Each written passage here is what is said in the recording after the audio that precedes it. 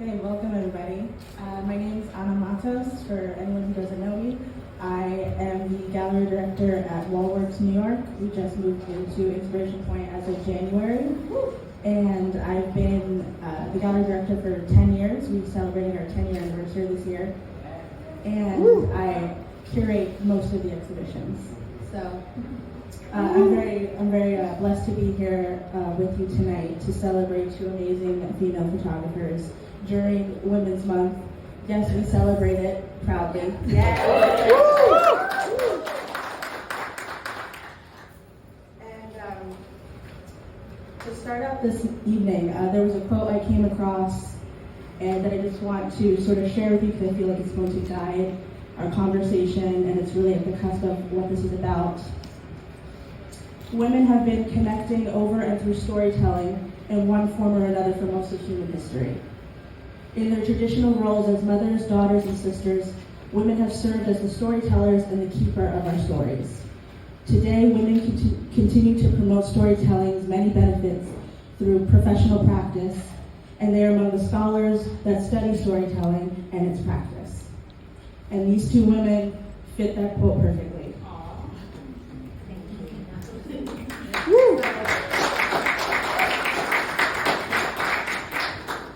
So without further ado, we have Carmen Mojica and we have Abigail Montes.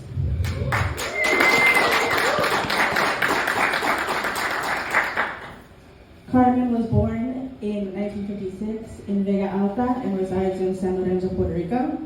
With over 40 years dedicated to photography, she has also been an active promoter of the arts, working as a curator and organizer of visual and social art projects. Carmen began her photography studies in New York City under the guidance of Frank Gimpaya at Bronx Community College, where she was initially studying to become a legal secretary. She continued her education through workshops at the Bronx Photography Project Seminar, learning from renowned photographers like Ruth Orkin, Gordon Parks, and others. Her interest in photojournalism led her to further studies with photographers such as Mel Rosenthal and Ricky Flores at Empire State College. After returning to Puerto Rico, she pursued a bachelor's degree in graphic arts, and since 1992, she has directed the Club de Fotos y Artes Plásticas and has been dedicated to making the work of women artists in Puerto Rico and the Caribbean more visible. Now we welcome Carmen to show some of her work and discuss her process. Thank you, Anna. Thank you, Abby. Thank you all for being here tonight, and thank you to the Seis del Sur for making this possible. As someone that sometimes jumps a little bit around, I need to sort of focus, and I wrote a little bit. Tonight is a night where we utilize Susan Sontag's quote, "Photographs furnish evidence," on photography. And if a lot of you photographers here tonight haven't read the book, it is a reference book. We can utilize many different quotes from that book, and we can showcase our work, our documentary, why we did it, what motivated us.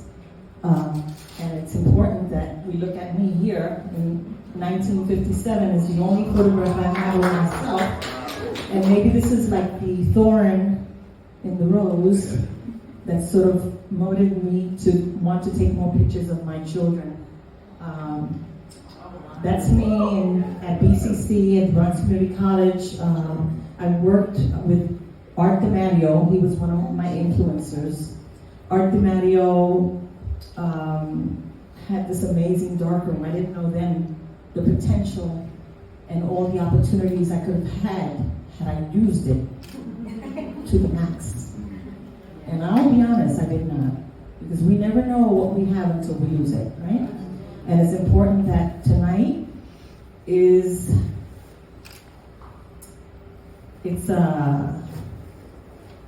leads you all to learn from this experience, right? So next. This is one of the seats.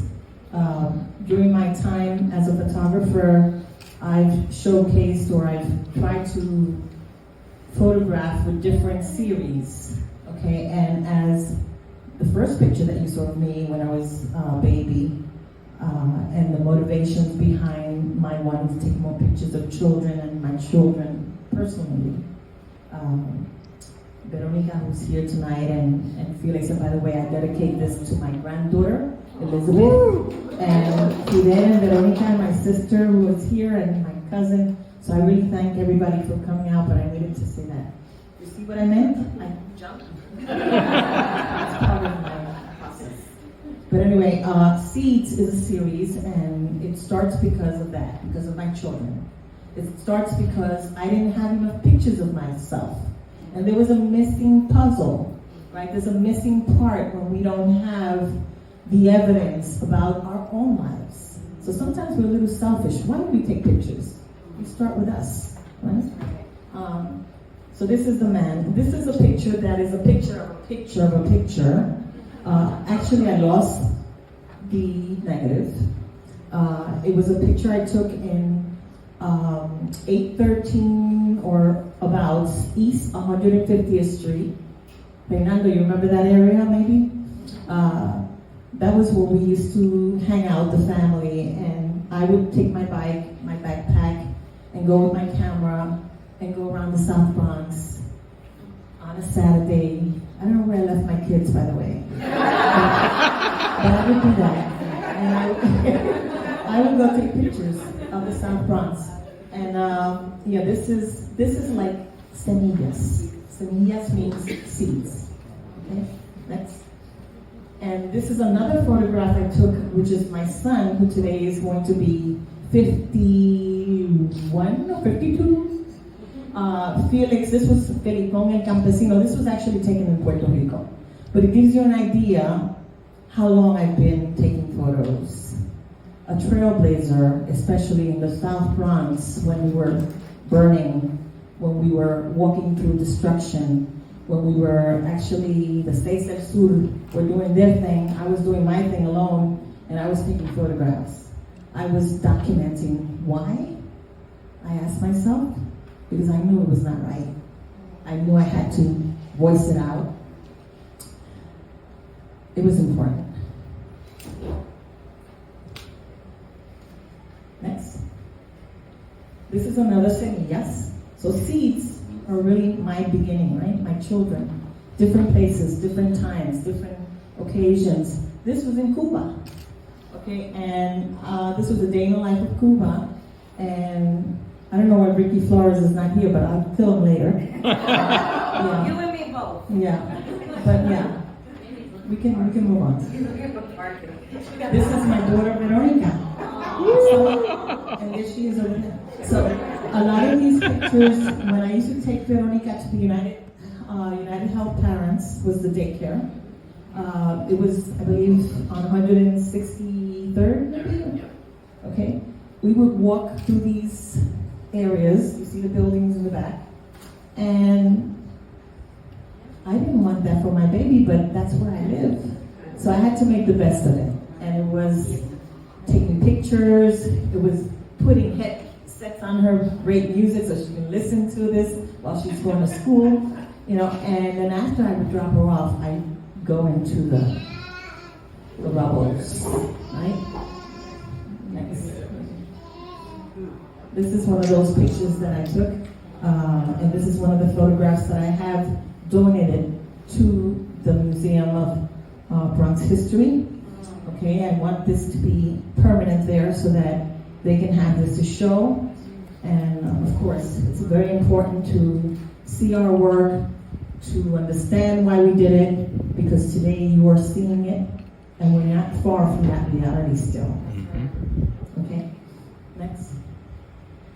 Another photograph I took, well, they are ugly sights as a photographer, right? We have to look at the grays, the tones.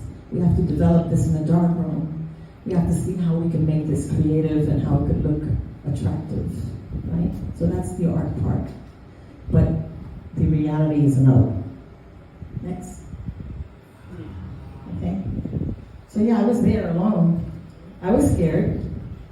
I often would hide my camera as if somebody comes, they're gonna steal my camera, they're gonna, kill me. But I needed, there was an intention to voice, right? And let me pause for a minute because I want to make sure I can say something about Susan.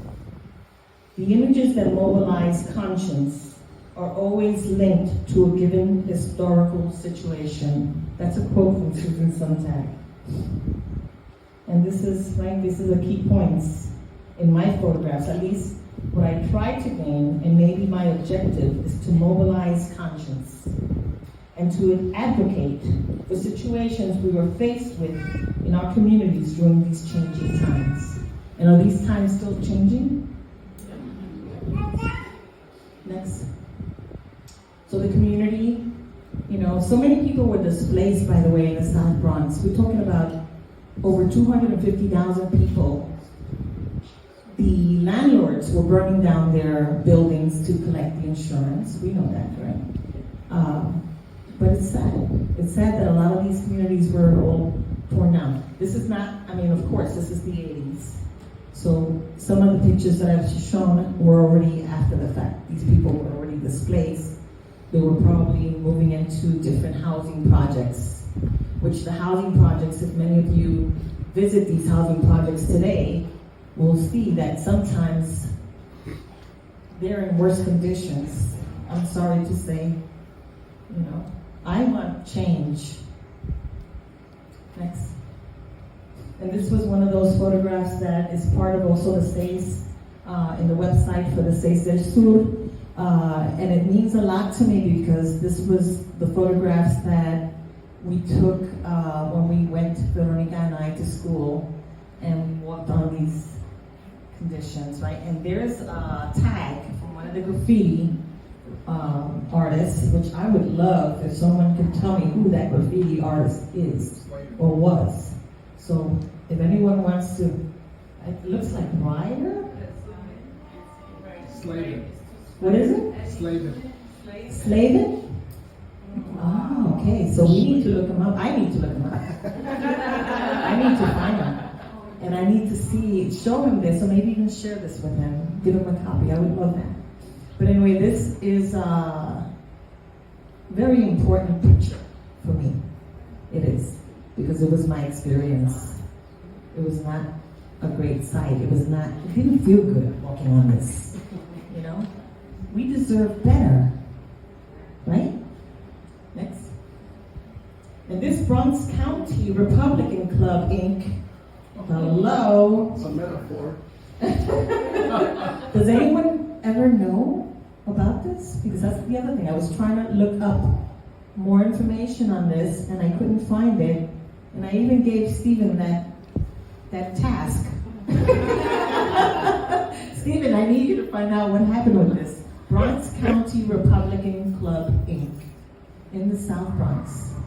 This amongst the destructive buildings. Isn't that incredible? I thought it was. Anyway, next. And again, this woman, she's actually whistling. She's looking at me like, who the heck are you taking my photograph? Even though during this time, when I used to take pictures of people, I was very daring, by the way. What's my timing? Am I good so far? Anybody timing me? Okay, so real quick. She was whistling and, looking at me like really weird. Next. Danger, loose bricks, New York City Housing Authority, and children playing around those loose bricks. How can we do that? Anyway, next. And this is, the South Bronx was usually utilized for filming and performances, and this was one of them. Okay, next. This is PS 51. This is one of those photographs as well that probably show a little bit of the change that's going to take place. Next. And this is one of the Seis del Sur also images that I have. This man going with his shopping cart. Next. My sister Didi, she didn't think she'd be here tonight, but that's a very important picture for me. Next. The people of the South Bronx. Next. Oh, do we know him? Oh, there you go, the South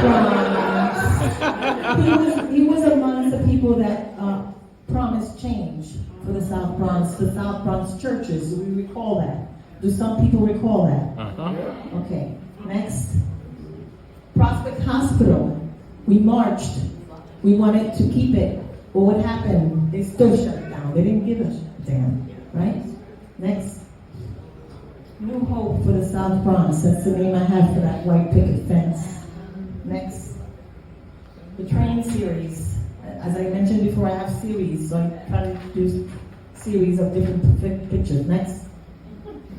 I would take photographs of people that I was just pointing the camera at them and they wouldn't even notice me sometimes. Next. Yeah, next. He noticed me. Urban Eyes. I like this photograph. This is Fordham Road, and it's just the busyness of it. Next. Felisa Rincon. Felisa, she's one of the first mayors of San Juan, Puerto Rico. This was La Parada de Puerto Rico. Next. Nice. Charlie Palmieri. Wow. Okay, I used to go to the, and there's much more images, but I can only do some. Next. This is 2023 notice of asbestos abatement. Hello, this is 2023, and I saw that and I needed to take that picture. Next. And this is a photograph that I have of La Bandera. This is a series I've been working on in Puerto Rico for domestic violence and also documenting my own life as a domestic engineer. Next. This is a house of Julia de Burgos, a women's shelter. Next. These women were not supposed to be shown their faces, but this particular woman allowed me to do this. Next. This was the installation I did for La Escuela de Artes Plásticas, the School of Fine Art in Puerto Rico, where I did these prints, darkroom. They were silver gelatin prints, 20 by 24, and they hung from over 18 feet high in the Museo de las Americas. Next. This is my mom. She was also a victim of domestic violence, by the way. Next. My mom and my sister. Next. That's me crying because ojos que ven, corazón que siente. Eyes that see, heart that feels. This was during Maria. Next. Self-portraits. I love self-portraits, by the way. Next. This was what I saw. When I opened my doors and I looked outside, Maria had knocked down my mango tree, had destroyed everything around me. Next. We're still feeling that. Ricky Renuncia. This was when Puerto Rico got together and we got that son of a bee out. Next. And this is the last photograph I took this year for this show, for this particular event. A homeless 19-year-old, Daniel is his name, on 86th and 3rd. He's always there, he said. So if anyone can go there, because I don't live here, and help Daniel, I would really like that to happen. So that's my reason for showing them tonight. Okay? And I think, did I make the time? Yeah? Okay, thank you.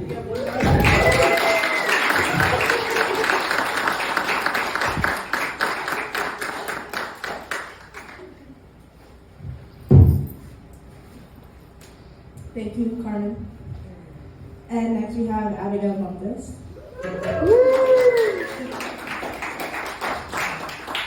Abigail is a documentary photographer, educator, and youth arts coordinator from the South Bronx.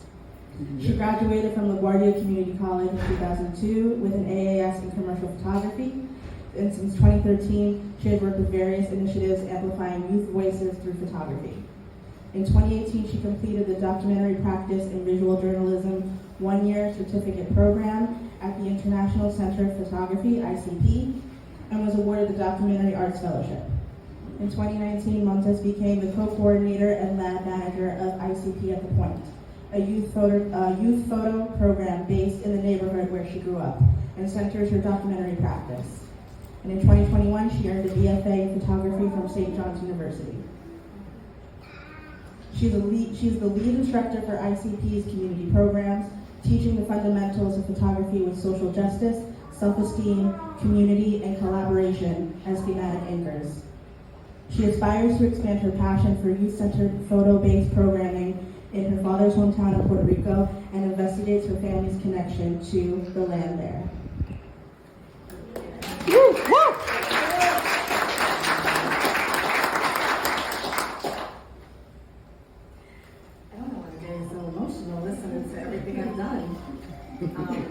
Probably because it's incomplete.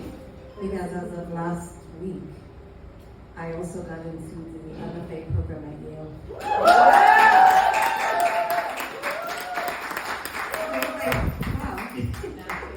I had, listening to everything. Thank you everyone for being here and for sharing this time with us. And thank you, Carmen, for your work. There were so many times that I wanted to interrupt you. So brace yourself because I think I have more photos than she does.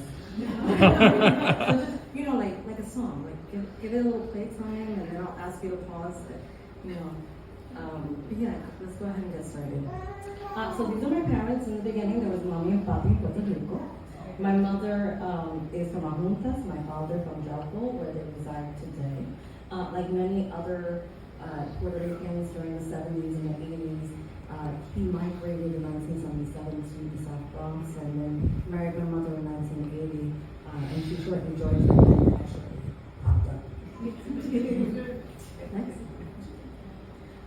In the early years, my father's fascination with the camera played an integral role in capturing our family's fleeting moments. So when you were talking about not having them, and that making you want to do photography, having the photographs, having the albums, each kid had our own album, and there would be hundreds of photos in there, and they were cherished items. And always an artist, I don't think it surprised anyone when I decided to be a photographer at 16 at the High School of Art and Design. It was the most natural and grounding form of artistic expression to me. And so this is a photo of the three of us and my parents. I'm the only one smiling, you know what I'm saying? Everybody's tired and they're over it, but it's probably the best photo of me smiling because I don't think I smile too much now in photos. I'm just smiling. So Maria Costa was my neighbor, surrogate grandmother. My grandmothers and grandfathers lived in Puerto Rico, so I didn't get to see them much. But she was my Puerto Rican grandma. She would cook. And nobody in the house went to eat, so she always shared the plate. To this day, the roses that she planted still live on Simpson Street where we lived, where I grew up.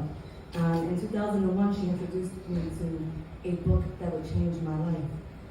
She was showing me, if you can go to the next slide, this photograph on the right of her son. Her son is the far left boy, and she was like, "Oh, look at this book. Look at this photo of my son." And I'm like, "What is this book?" So enter Mel Rosenthal into my life. If you can go to the next slide. Oh, all right, go back. So anyway, Mel's influence on me was really a catalyst. It was like an awakening. I'm sorry. I'm distracted. By the love in this room right now just popping up. So Mel's work was really a catalyst for me because he was showing in text, in image, with historical context, what was happening to the South Bronx, a narrative that I didn't know because I was born in 1981. And my parents came from Puerto Rico. They really couldn't explain why those streets you're walking on, that I walked on, were breaking glass and just, disheveled. And so I sought to learn more about the South Bronx and what happened. And I was I felt like incentivized, like obligated to now not only discover what was done, but also share that history. And so I do that at every point that I can. If you can go to the next slide. So in the beginning, I just really walked around the neighborhood and started to photograph in place of, my own memories, things that I wish I had photographed when I was 7 or 8, and then finding how children just end up playing, the same. I was very young the first time that I played dominoes in the balcony of my building. So I was looking for these moments that resonated with my own history because those were the kind of photos that I didn't have. You can just go through them. And then also like the wild, because I'm like, who does this? The South Bronx. The South Bronx does this on the Puerto Rican Day Parade. And so, you know, I'm really intrigued by families. I mean,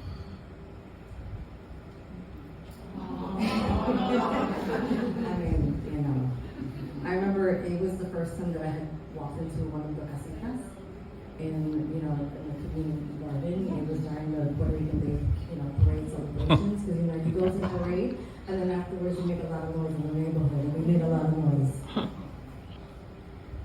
I was also, you know, just really trying to get to know my neighbors, you know, people that I haven't spoken to, who, you know, didn't know, wanted to know, to try to capture who we were. Now this Doña, I photographed her when she was 99 years old, and she lived to be 103. This is, so My Beloved Bronx is the name of the project. It's my love letter to the longer Hunts Point section of the South Bronx. And it's broken up into different categories. So the Mother's Assistance Street is something that is one of those categories. And I put out a call on Instagram, and I'm like, you know, anybody whose mom is in the neighborhood, if you're a mom in the neighborhood, can you come photograph you? And so a daughter in Florida, I was like, please photograph my mom. And there she is, with the, you know, decorative plates. The crazy old furniture. I'm surprised there's no plastic on it. And then the photos of her family that mean most to her. Her grandchildren. One of the things that I remember most about growing up, living next door to Maria, and that's what this photo meant to me, is that I remember being this young, having a piece of wood to, you know, keep us apart, but also when it was open, and, you know, this relationship, how they were engaging with each other, was how I remember engaging with Maria.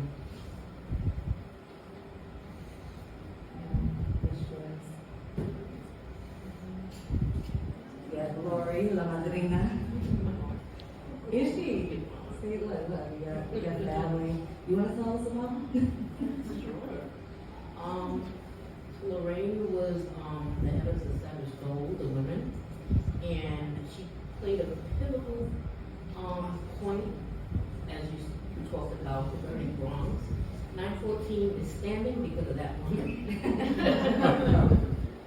So my work also celebrates a lot of the activists and the mothers that, I mean, mothers are activists just by nature, right? Whatever they want, what they want for their children is what they want for everyone's children. So we can keep going.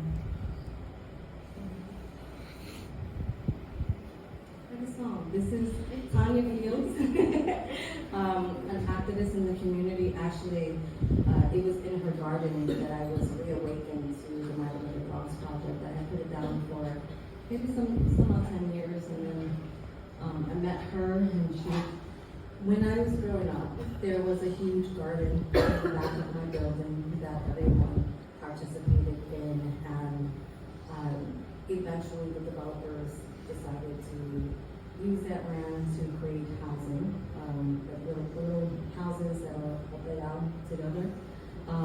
So to see a community garden on Simpson again was just like, it was a spark, and I started photographing, and she's a dynamic person. And this is my friend Sherry and her son Elias, who are here in the audience. Sherry and I, it's funny because Sherry and I went to the High School of Art and Design, and we were both in the photography program. So we were both taking photography together, and then we reconnected when we came back to the States, and you know, we've been connected ever since. And actually Sherry is, we were talking about it the other day, was talking about life, how she shared one quote that really stayed with me, and it's, you don't apologize for being invited to the party. Right, exactly. If they invited you, it's because you belong, and if you belong, it's because you deserve it. And I take that and I run with it and I teach it to the babies. This is Doña Amelia. I met her outside of, well, the building I grew up in. There were Barbies in the window, and I was taking photos, and she was like, you want to see the rest? And I'm like, yeah, sure. And so, you know, going into her home made me emotional because my mother threw all my Barbies away.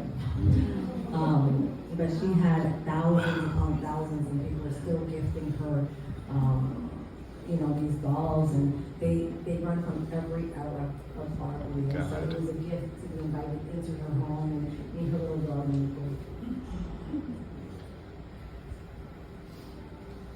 I mean, I love this woman. she's also my neighbor, Yolanda. Yolanda's a badass. Now, this is also from the call, asking others to photograph them. One of the things that I'm really interested in doing is asking my collaborators, because that's what they are, that's what Mel taught me, the collaborator folks, was asking me, where do you want to be photographed in this neighborhood? What is the most important part? And for her, this is the building that she grew up on. La Virgen de Guadalupe is, you may know, central to the Mexican people, and that's what she is. And it's also where Maria's flowers are. So it's a very special place for me as well, and I was able to capture this image. Yes, talking about mothers, right? Mothers becoming activists, and want this part of that story. You know, we were at Lobby Day in Albany a couple of weeks ago, and she's just as spicy as ever, and we love her. This is Miss Ross. She recently passed away. She was a pillar of the community at West Point. Everyone on there knew her, loved her, and she's missed. Noka Montel from Harchester. Again, part of the series of Bronx activists that I've been photographing. Shoni Rodriguez. The Bronx is not for sale. This is one of the first times that we got to hang out when she and Take Back the Bronx were utilizing it was a clubhouse. It was like a social center on Kelly Street, I believe, or Prospect. I don't remember anymore, but it doesn't exist anymore. Thank you. So it doesn't exist anymore, but this image will always exist. And then Millie, part of Mothers on the Move. She's holding that camera because it was the camera that she used during the 80s to photograph the actions. And then she was gifting it to my program, Inspirated Point, so that young people could use it and have access to the photography. Continuing the tradition of telling our stories. And, I have no problem coming up to people and asking them questions, and then you find out that you're not really that separated. Because this is the sister of one of my students. She was like, oh yeah, you remind me of my sister. She's always taking photos. I was like, is her name? And she was like, yeah. So that's it. This is Alma. Alma on the right with their nephew. Alma suffers from PCOS, and instead of hiding, they accepted themselves as they are. PCOS is polycystic ovarian syndrome. It attacks the hormones in a woman.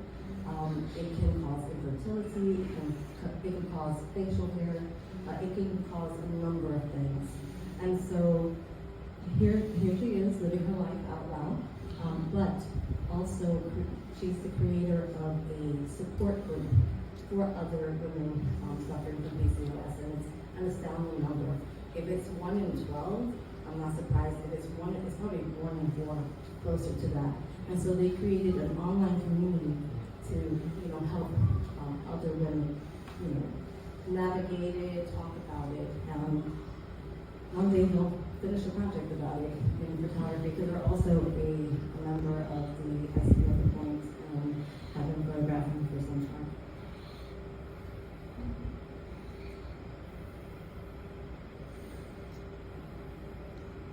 This is St. Ignatius, about the plaza, there's the rose popping in the sun. I met this woman, I don't even know how we met, I think it was through Instagram, and we got to talking when she was visiting from Spain, where a Puerto Rican from Boulevard was teaching teaching them how to speak English. and then fighting with them because, telling them that, you're not so fancy.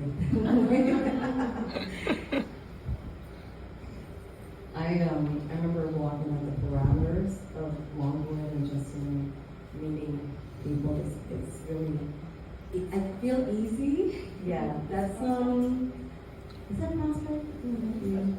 It probably is. I don't remember. I have notes somewhere. But yeah, it was her birthday. That's what I remember. And her nephews would not stop wiggling around. Now, this is not Simpson, but this is where I was living for the last 17 and a half years on Powell and Housing. So, just photographing everyday life, things that I remember, like going to the store with all the things, the secondhand things. She asked them to borrow their clothes so she could wash the windows.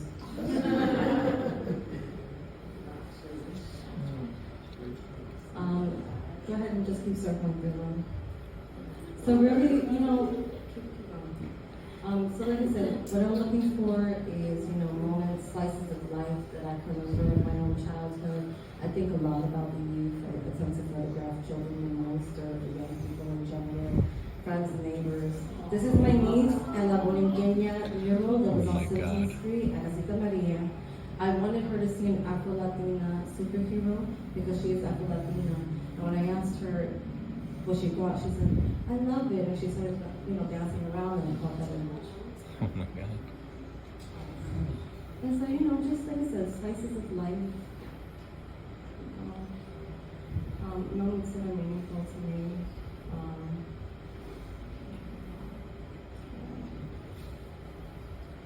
I was going to let Eddie just go through them. But also in terms of, photographing the evidence, why do I do this? Because photography is an act of love. I love my community. I think we're amazing. And the moment that I learned, what we were capable of in, bringing the Bronx back to what it is right now, the way that spaces like this can exist, the way that places like Inspirated Point can exist,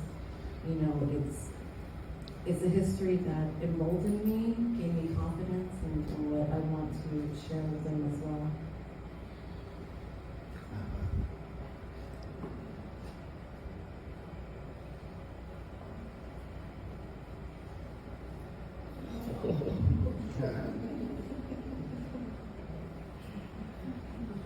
I want to go through a little faster.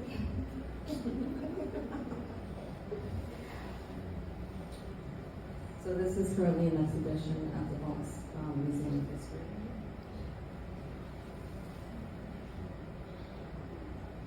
And that's it. So this is, I will say, this is on the left, that is Jasmine Acosta, that is Maria Acosta's granddaughter. And that is her first baby. And this, I changed her diapers, and she's changing her own kids' diapers, and this is what it's all about. And then ending here with what does legacy mean for me? I say often that people are going to learn about my photographs in classes, and my work will be on walls, has been on walls, has been in books, will be in more books. But the greatest thing that I do is teach and run youth programming. This is my legacy. I've got photo babies upon photo babies in this audience right now, of all ages, because if I can share my passion with you, then we're connected. And everything that I do, everywhere that I go, every way that I excel, it is to bring us all up together. Thank you.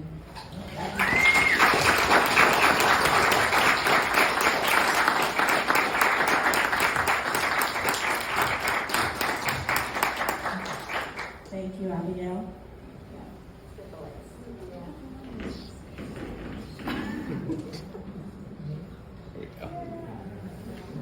Hello. Thank you, Carmen. Thank you, Abigail. I know I want to be respectful of our time, but I do have a few questions for the two of you before I open it up to if anyone else has any.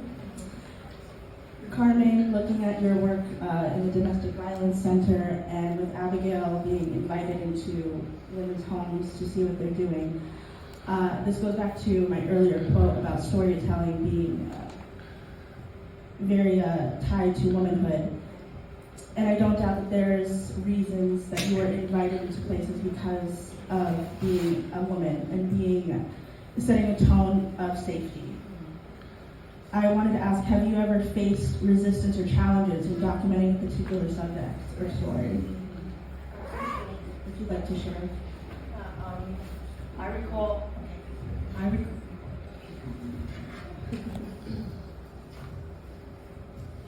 Yeah, the resistance. There's always resistance sometimes.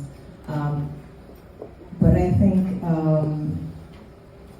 aside from the resistance is the persistence. Yeah. You know, we persist and we really try to make certain that we show the person or the subject our motives, right? And usually it's with our looking and our eyes and our good intention. So yes, I have had resistance. I once was photographing a soup kitchen, and I had one of the people that was being served come at me and actually try to attack me. And I had this long umbrella, and I started, touche. You know, and luckily I had some man from Latino just came by and helped me, and I was so nervous because I never had that experience. And then in my nervousness, I thought, oh my God, you know, while this man walked me to the train station, I wanted to protect the negative, the film. So I took it out of my camera, and I was trembling, and guess what? I dropped in the tracks. So I lost that negative. I lost that moment, but I never lost the experience. And yeah. I've never been attacked, which just means that people are scared. I have had resistance, but I always lead with, this is what I think is important. This is what I want, the narrative I want to change about the Bronx. And whether they say yes, you know, it's always great. When they say no, you're still saying, hey, I like this, keep going. Because I learned that very early on. Now, I just talk to you about the neighborhood until you ask me to take a photo. That's also happened. So it's a mixed bag, you know. You work with the people who are willing to give because you want to give, and that your heart is pure in the intention. So yeah.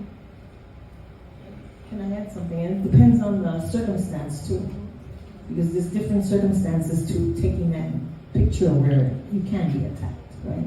In that particular instance, this person obviously did not want to be in a picture. And I've learned through time that if you're in a public place, you have the right to take the photograph, but you have to be discreet. So sometimes when I'm taking a photograph now, I'll do this. I'll look at the light, but I'm actually looking at you, right? Yeah, that's a different technique. But anyway, yes. Yeah. Thank you. Especially in the current climate, it feels even more important than ever to preserve our culture at a time when it feels like there's a great effort to erase. Clearly, the two of you are already working towards that, but how can the community get involved in that? I think about that a lot, and that's why I put cameras in kids' hands. I'm part of an organization that does that. And our mission is to encourage these kids not just to know their history, but to photograph their families and their loved ones. Because at the end of the day, the Bronx is beautiful because they exist here. And that's it. You know, and once they start to believe that what the outside world has to say doesn't really matter, because that's not their reality. And I would answer, we need to continue to expose the work, and we need the help of spaces like this one, and we need to be sponsored, and we need our work to be sold. We need people to collect our work. So I think the way we get to keep the culture going and to keep these programs going is by the support of everybody.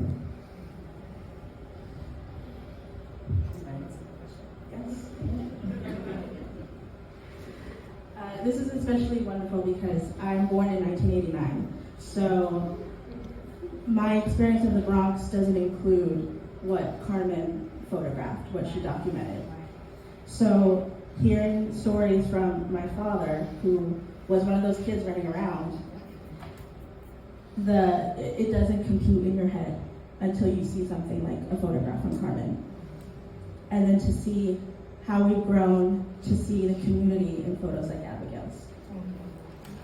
So that's just from the younger generation. Not so young anymore, but. I mean, you're only 8 years younger. And there we go. So, but thank you both so much, and I do want to open it up if anybody has any questions or comments that they want to share in our last couple of minutes together. Don't all rush at once. Yeah. We'll start picking on you. I have a technical question for the both of you. That's okay. It's a really good question. Yeah. We want to hear you. I'll project it. Okay. Why choose black and white? I know, like, maybe in the earlier work, it's out of access to images or to resources, but you mentioned one of your asbestos photograph was from 2020. Yeah, and that was still in black and white. So It's digital. Actually, it was a digital color print.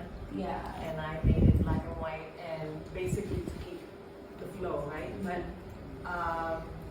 I love analog photography. We've seen 100 years of analog photography. We have not seen 100 years of digital. So I had some color prints. Okay, so I mean, I preferred black and white because it was accessible, because I can print at night in my closet in the projects, the biggest closet that we had. And yeah, was basically what was accessible at the time, and that we could do it, we can do this, you know.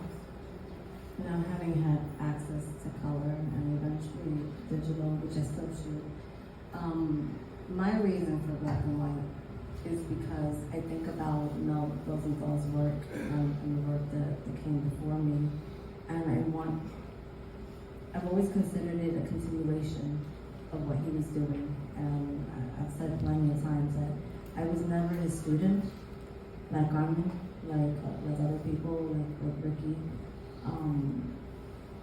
But I think about, like the aim is to be his best student,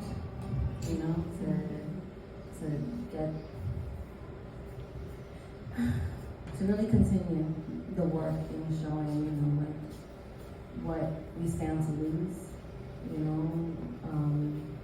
in our neighborhoods when we don't protect them. And when you look also, it's the fine print, right? Black and white was the fine print. It was how we worked those negatives in the dark room, getting those silver highlights out, And that was the artistic part of what we saw, right? Because it was devastation, but yet in the dark room it was art, the magic.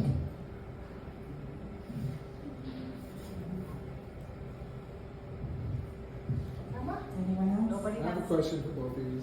Which camera did you use? Happy you asked me that. I'm so happy you asked me that. When in 1974, my brother-in-law came from Vietnam, and he brought with him an Asahi Pentax with a Takumar lens, 1.8 screw-on lens. And he didn't know how to use the camera, and I was going through a divorce practically. I was a young mom. I was a young mom at 17, by the way. Okay, so I was going through that breakup, and I was going to go into Bronx Community College. And then I took that camera and I started making wonders with that. So Asahi Pentax with a Takumar lens, 1.8 screw-on. It was wonderful. It still is, by the way. I still have First it. camera. The first camera was the one that my father gave me when I was starting photography in Zion. It was the Canon AE1. So there are photographs that were made with that camera, photographs made digital, photographs made with 120 film, and then another AE1 that I had to get because I let the first one out and never got it back. Never do that. I find myself shooting a lot more film now, not just because I have the resource, but it's nice to go back to an old film. My first camera was a Polaroid. For your turn. Anyway, more questions, please. We want to really make this memorable. So, what are you all up to now? Good question. We want our books. Yes. Hopefully. We want to get them published, Yeah, but we need definitely. help because it's not easy. And people that can help us make this dream come true. And maybe an exhibit also. You know, a show at this fabulous place. Yeah. So I invite WallWorks to make this happen. I mean, for me, I'm gonna be busy for the next 2 years, so we will have to wait. But yeah, it's definitely a lot more books, a lot more exhibitions, a lot more teaching, a lot more like when I go to Puerto Rico, I want to do what I do here and build a community center that has photography and access for young people to, again, tell their stories. Get them young.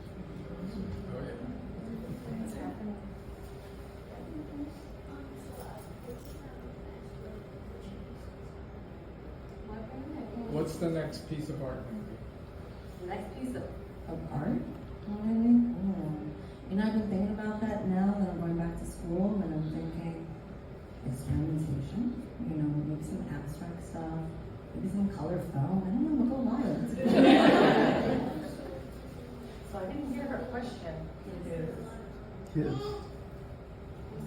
He said he was sort of thinking a lot of color. You see, you and I are on the same wavelength. I have a question for you. How did it feel to see that photo of you and Mom? I think you were just learning how to walk. Yeah, Sherry? Was it? Yeah.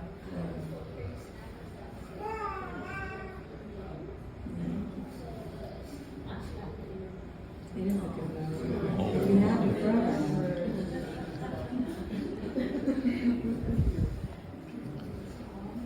Questions? Come on, let it loose. Come on. I'm curious about, you spend a lot of time with young photographers, students, children, and I'm sure you have access to, right? Like you sometimes are talking to young photographers, to young generation photographers. Teenagers and children today are just like, wash of images, right? Like just moves through images all the time. Not quality ones necessarily, but just image. Right. How do you think about these photographs and how you teach about like what is a photograph when they just have a phone full of pictures? No? I'm not in that setting. Sorry, I'm not in that setting as Abby is. But I would think it's important for people to understand that again, digital photography is not something. Everybody's a photographer today. But not everybody knows the art of fine printing or developing, and that dark room that I showed you myself when I said I didn't know what I had then, right? So I think it's very important in Abigail's case, say Abby, my advice is to keep on teaching those kids. And in Puerto Rico, there are programs where we are there's a lot of artists in Puerto Rico. There's a lot going on.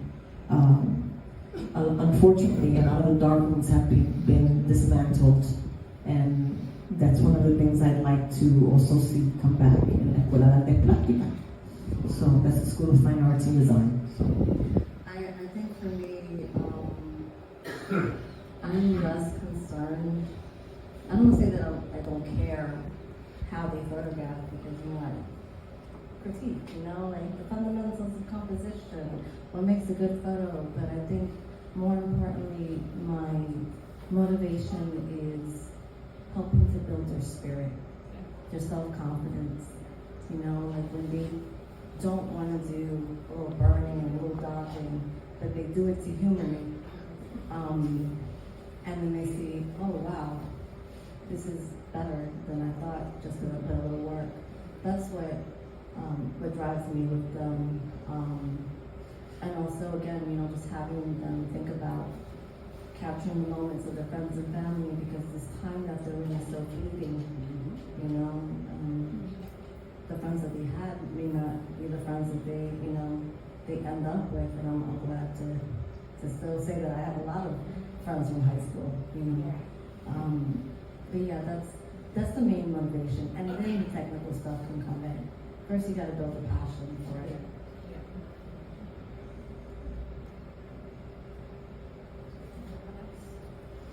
I have a comment. So it's kind of following something you just said. I'm trying to hold back tears. Sorry. It's okay to cry for me. It's okay. Okay, so as someone, thank you so much. I think I'll be. As someone that works with young people that experience trauma, this is like my 18th year. Abby has always supported our programming and put cameras in the hands of our young people. Some of them who did not speak, would not talk about their experience. And it's always been, something super life-changing, because I get to work with them after they've had the experience with Abby, and it opens up conversation and a self-awareness and a confidence that have been taken away, stripped away, separated. So just thank you for that.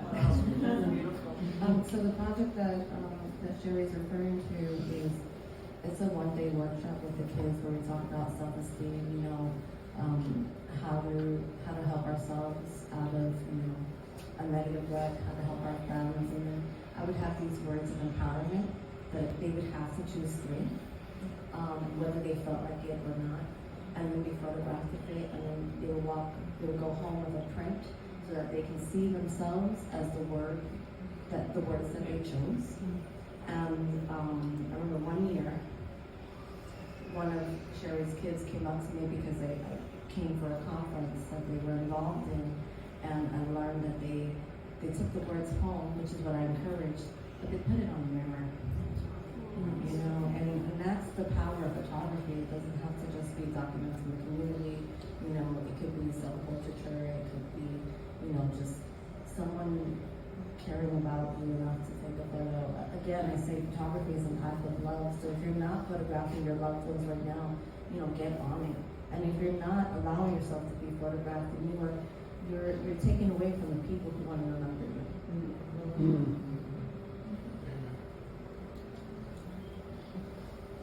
Hi, my name is Denise. This is not directed towards Carmen, but I was wondering since you were here. I can't hear you, I'm sorry. Oh, I said, my name is Denise. This question is more directed towards Carmen, but I was wondering since you were here during the 70s and 80s, do you ever document the young lords and the background story? I think it was the Guardians that I documented. But yes, I was all over. I did a lot of marches, Parada de Puerto Rico. I'm sure I have. I have so many photographs, and I'm presently doing the archival of those photographs. So I'm sure I have the young lords. I'm sure a lot of work. Also, recently I saw pictures from back then and the picture of it now in the South Bronx. And I wonder if you were doing stuff like that. I can tell, some of the pictures are off Prospect, but what does it look like now? That's very interesting because I have, I leave Sunday back to Puerto Rico, and I was telling my daughter, I said, I need to go back to the Bronx. I need to walk my steps again. Even though the last time I was here for the Seis I did it. I went back and I took photographs, and I've seen the difference. But still we have a lot to work on. You know, especially because I've noticed on 3rd Avenue and 149th Street, there's no garbage cans. So how can we have clean streets? You know, so that comes to mind too. It's funny, my wife and I walk around the Bronx a lot, and we walk from over here to Patona Park. And I tell my wife, you see all these buildings that are less than 20 years old, you know there was nothing there. You know, all those new houses and all that, there was nothing there. Or there were playgrounds and basketball courts. That is the story of Seis Street, and Fox right next to it. They let the parks and the basketball court go neglected, and they locked up the basketball courts. You know, and I wish there was a photo in the slideshow that you could have seen. But locked up the basketball court for over a decade, and then people from the neighborhood got some money together, put in new rims, but the buildings just weren't maintaining them, and now it's a parking lot. So like literally, you know, paved paradise to build a parking lot. But there are changes though. I have noticed the changes. Right. Absolutely. But to that point, is that what I see is that, yeah, sure, there are some nice buildings, like this one. I see Black and brown families live here all the time. My studio's right upstairs, and I look out that window and I think it's beautiful. But there are so many spaces that were for the community that don't exist anymore. And something that Harold Rivera said, he was one of the founders of the Madden Kelly and did a lot of work during the late 70s and 80s to, you know, part of that coalition to bring the Bronx back for us. He said that where people lack public space, they lack power. And so, yeah, we have nice new buildings, and, you know, maybe you can afford to live there, but you can't barbecue anymore. You can't barbecue, you can't have parties, you know, on the block, you can't know your neighbors, and, you know, yeah, kids can't run around. So when not only are we losing public space where we can congregate, we're also losing the ability to get to know our neighbors. And when you know your neighbors, you don't hurt your neighbors, right? I have to add to that. And what I appreciate about both your styles, you have captured community, you can feel the spirit of the community in the neighborhood in the photos. And now, because that's history right there, and now even though here we're building up the Bronx and people are coming and blah, blah, blah, the spirit is not there. The sense of community is not there. It's pretty, you got the grass, you got this, you got the restaurants and bookstores, but there's something fundamentally missing. And I'm so grateful that you were able to capture that. But I feel it's sad also that sense of community, I'm not sure.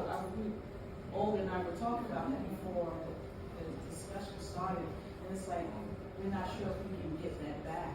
Well, and so people are so busy trying to survive. Well, it's made that way, right? You have to travel an hour and a half to go to work, and you know you're too tired to come home and organize. But you have to. We have to know where our neighbors are. Right, exactly. We're doing it right now. Just being here together, you guys listening to our story, adding your own. This is what community is, and you know, if we're not seeing it, that means we need to do it. And that's just not us. That's you, all of you, in your own right. Supporting these events, but I'm going to say bringing back community. We can never bring them back. That's like, unfortunately, history, right? But we can, like Abby said, we can begin again. And we can start building conscience. I mean, that's what this is all about, is to really trigger, right? And say, hey, you know, I walked down these mean streets. I was alone taking these photographs, and it was not easy. And it was like, I think I was the only woman. They were doing it, but I was doing it on my own with my daughter. I would take her to school, and it was tough to see this. And those communities were definitely displaced. 250,000 people. You can look it up on YouTube. Go there. Check all these histories of what happened in the South Bronx. That's why they did it. Los Seis. And that's why I was doing it too. It was 70% of the housing stock was either burned or abandoned within the span of 10 years. So So, It's very corruption good. at its best, and gentrification is here, by the way. Well, yeah. I don't want to end on such a. Actually, on that note, I know we're doing too, but I do want to end on a positive note, right? I think it's not just building back up what community is supposed to look like now, but also passing the baton to the future. Not gatekeeping the lessons, sharing them. That is how we keep our communities.